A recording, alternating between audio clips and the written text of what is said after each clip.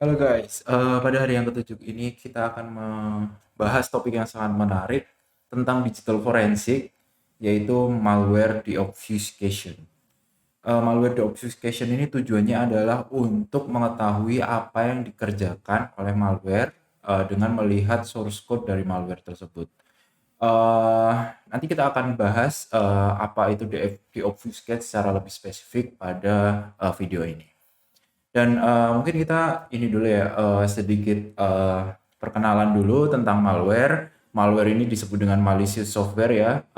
Orang itu sering bilang itu namanya adalah virus. Tapi malware ini sifatnya lebih general. Bisa dibilang virus itu adalah satu spesies dari malware. Dan serangan yang dilakukan oleh threat actor itu sangat mungkin menggunakan malware. Dan malware ini dapat digunakan dengan teknik phishing, baik itu menggunakan email, WhatsApp, Instagram, chat, atau yang lainnya. Contohnya seperti ini, yang salah satu yang heboh di belakangan ini di akhir tahun 2022 ada cek resi APK. Nah, ini dideliver ke orang-orang lewat WA, dan di dalam APK ini isinya adalah malware. Malware untuk mengambil SMS untuk bypass two factor authentication sehingga bisa login ke akun bank atau akun yang apapun di sana. Dan malware ini bisa dalam berbagai bentuk ya.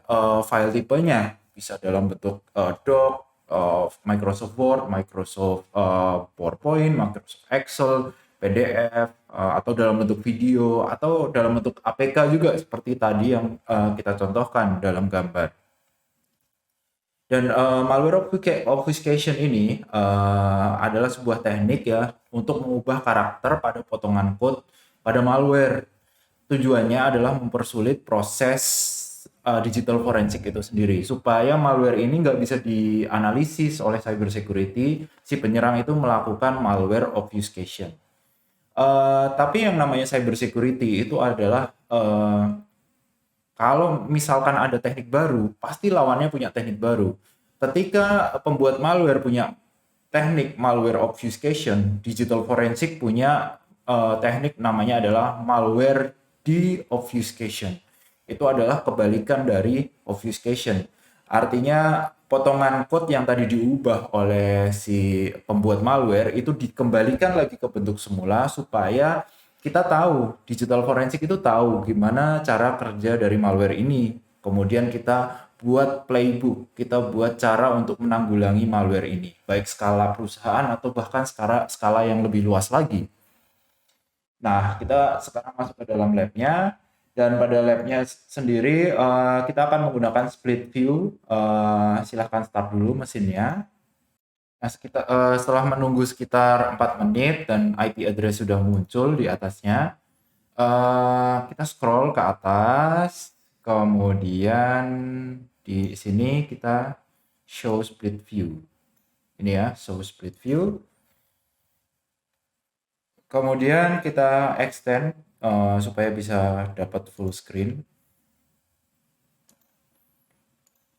Dan untuk teknik untuk melakukan de-obfuscation-nya kita bisa dapatkan dari ini di bawah ya. Ada prosedur di bawah ini. Hanya saja ada beberapa yang mungkin kurang sesuai di sini. Nanti kita bahas bareng-bareng. Oke, untuk membuka ini CyberSafe, kita tinggal buka browser saja.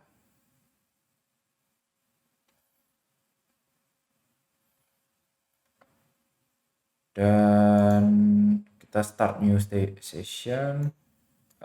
Sorry, kita buka CyberSafe.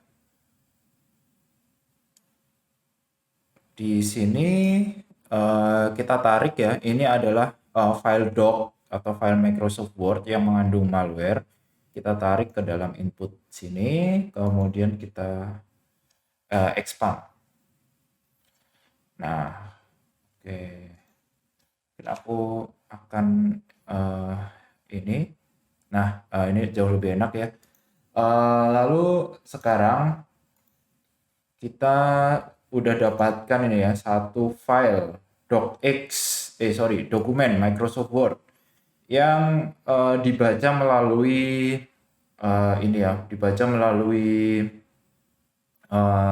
CyberChef. Dan di sini kelihatan ada ini ya, ada karakter-karakter seperti ini. Nah, ini adalah salah satu bentuk obfuscation. Coba kita scroll ke bawah lagi. Oke, mungkin yang lainnya. Nah, kita ambil ya karena beberapa di sini bentuknya itu adalah biner dan memang tidak terbaca. Coba kita ambil stringsnya, strin strings ini ya, kita tarik ke dalam resep. Nah, di sini kita dapatkan beberapa karakter yang bisa yang di-stringkan gitu ya, yang di apa istilahnya diringkas dan dia punya minimum length-nya itu adalah 4 gitu. Dan di sini masih banyak untuk noise-nya, ada banyak yang tidak perlu ya ininya. eh ada banyak strings yang tidak perlu. Kita bisa naikkan ini stringsnya misalkan ke 100 karakter gitu. Nah, ini jadi minimal 100 karakter dalam satu baris yang baru kemudian inikan ke sini, yang baru ditampilkan di dalam output ini. Atau kalau dari guidance-nya kita ke 258. Gini ya, 258. Dan beberapa karakter di sini sudah bisa terbaca nih. Contohnya CMD, CMD, CMD. Ini adalah sebuah perintah. Cuman si penyerang melakukan obfuscation dengan menambahkan karakter ini. Tanda kurung kotak, kemudian garis bawah, tanda kurung kotak tutup. Itu adalah obfuscation-nya. Kita bisa menggunakan sekarang find and replace. Di sini kita replace semua ini tanda kurung buka, tanda kurung kotak buka, garis bawah, tanda kurung kotak tutup. Dan teknik yang digunakan ini adalah menggunakan regex atau regular expression. Regular expression sering dipakai sekali di ini ya, di dalam di obfuscate malware, karena kita bisa secara efisien melakukan find and replace. Jadi kita lakukan aja ya. Di sini kita mulai dengan tanda kurung kotak buka dan kotak tutup ini sebagai opsi gitu ya. Kita bisa memberikan semua karakter yang ingin kita replace di dalam tanda kurung buka dan tutup ini, yang tanda kurung kotak buka dan tutup. Nah, mungkin kita bilang square bracket aja ya supaya lebih singkat. Jadi yang ingin kita hilangkan di sini adalah ini, square bracket open. Jadi kita nggak bisa ya kayak gini. Mungkin ada baiknya kita gunakan ini. Tanda escape karakter itu adalah garis miring backslash ini. Backslash ini adalah escape karakter supaya tidak tercampur nanti dengan ini, dengan tanda regular expression yang lainnya. Makanya kita gunakan backslash gitu. Jadi tanda kurung buka, tanda kurung tutup, square bracket open, square bracket close-nya kita hilangkan dari semua ya, kita hilangkan semua. Kemudian di sini masih ada garis bawah ya, underscore. Underscore-nya juga kita hilangkan. Nah, ini kita udah dapetin nih satu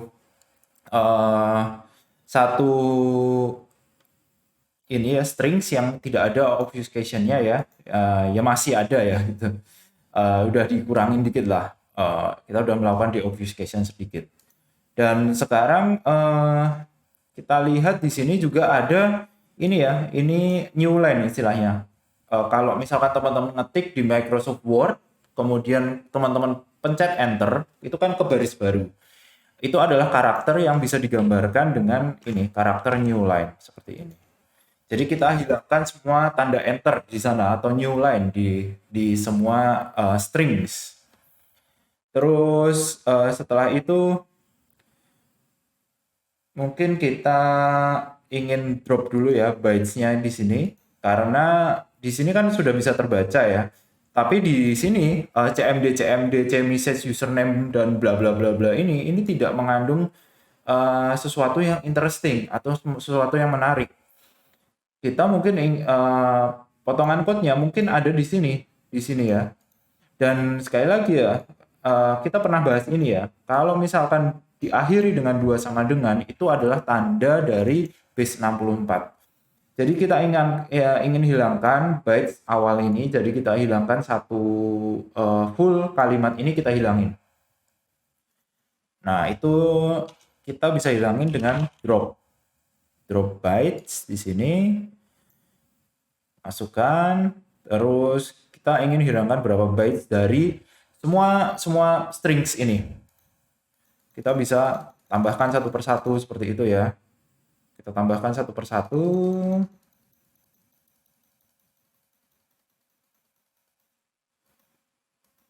Oke, nah sekarang kita dapatkan ini ya, full dari full dari base 64 ya, diakhiri dengan 2 sama dengan tandanya base 64. Ini ya. Oke. Sekarang kita bisa pakai base 64 from base 64 kita tarik, masukkan ke dalam resepnya lagi. Nah, ini ya. Nah, hanya saja di sini setelah kita masukkan from base 64 ini tidak jadi bacaan sama sekali. Artinya di sini ada bit yang kelebihan kita drop gitu. Kita kurangi drop bitnya yang ini, kurangi lagi. Nah, ini dia. Baru setelah itu kita dapatkan ini ada bacaannya kan ya. Ini terlihat ya, ada bacaannya sendiri ya.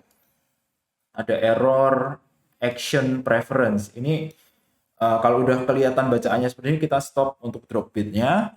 Kemudian kita ingin encode ini menjadi UTF-16 supaya menghilangkan tanda titik.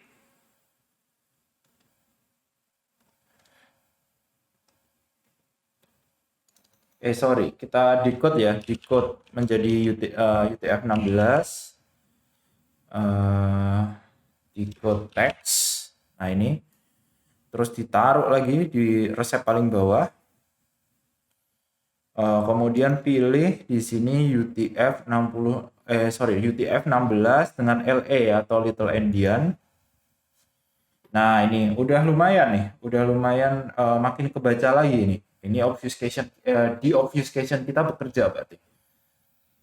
Kemudian sekarang ada beberapa karakter yang juga mengganggu gitu ya, mengganggu proses dari proses dari membaca ini sebenarnya apa sih yang bisa kita ekstrak dari sini gitu ya. Ini kita masih belum 100% tahu gitu kan. Oleh karena itu kita pakai find and replace lagi. Sini taruh di paling bawah. Kemudian di sini apa yang ingin kita replace dari sana ya. Contohnya kayak gini, ketika ini ada variabel itu ya, variabel ini kan. Nah, kita bisa hilangkan tanda titik duanya, kemudian tanda plus gitu ya, kita hilangkan. Nah, ini udah ya, variabel. Kemudian error action preference sama dengan silently continue, ya kan? Nah, kita hilangin semua tuh yang mengganggu di sana. Tanda kurung buka, tanda kurung tutup, kemudian tanda petik. Nah, itu ya udah lumayan nih. Silently continue udah berhasil. Kemudian value create directory home gitu ya. Nah, ini ada tanda backtick gitu, kita hilangkan juga. Oke, kayaknya udah lumayan nih ya. Udah lumayan. Lalu sekarang di sini kita lihat ada beberapa URL ya di sini. Ada beberapa URL yang bisa kita ini kan. Coba kita lihat pertanyaannya dulu. Apakah pertanyaannya berkaitan dengan URL itu?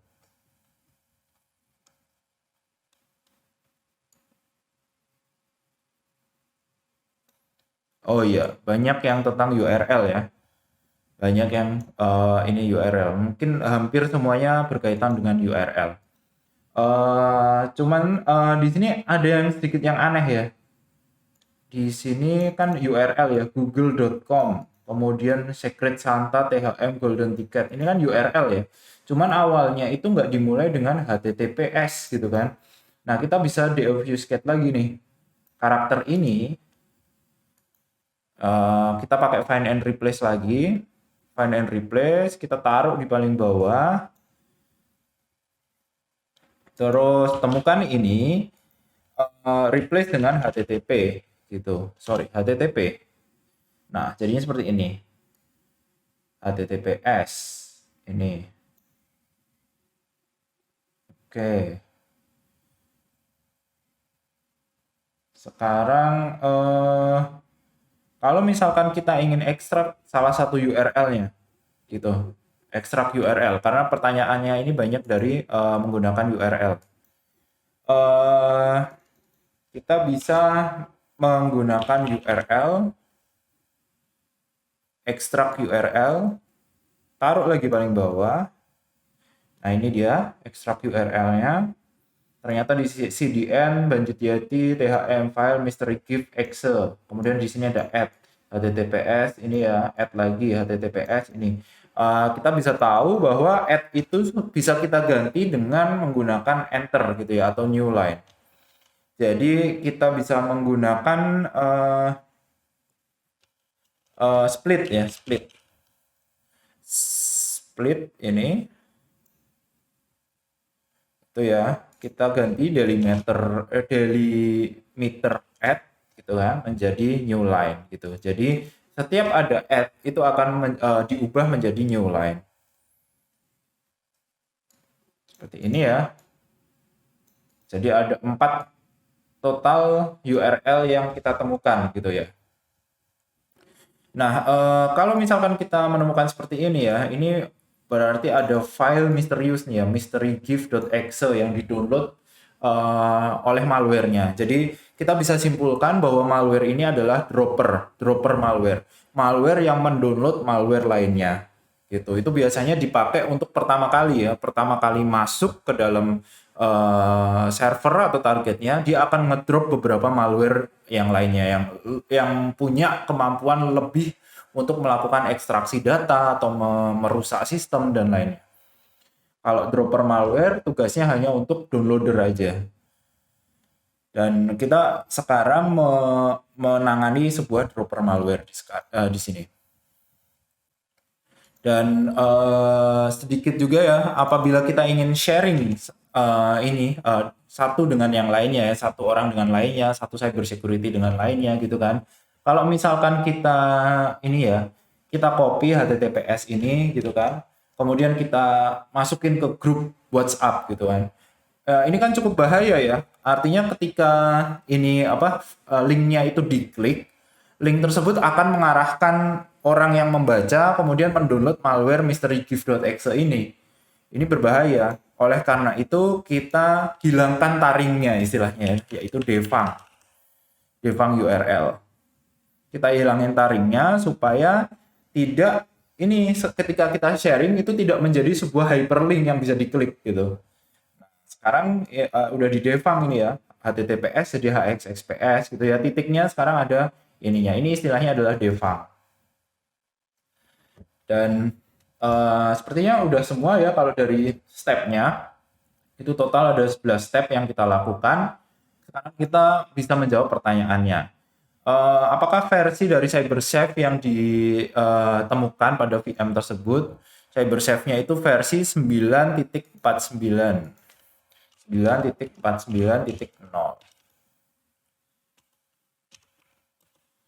Oke, correct.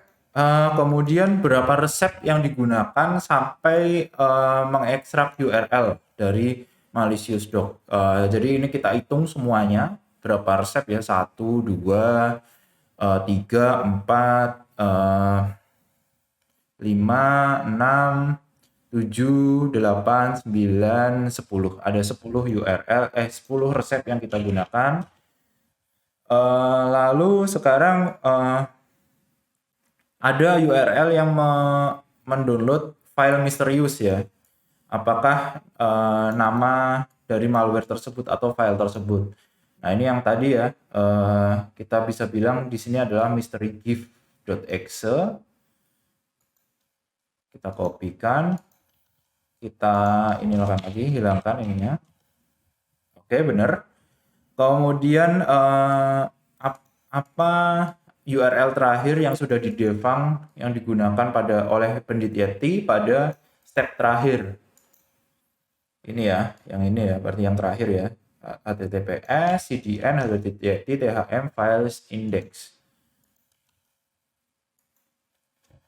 Kemudian tiket apa yang ditemukan oleh pada satu domain tersebut gitu ya. Ada golden ticket tadi kalau nggak salah ya. Nah, ini ya golden ticket THM mystery flag. Nah, ini adalah flagnya.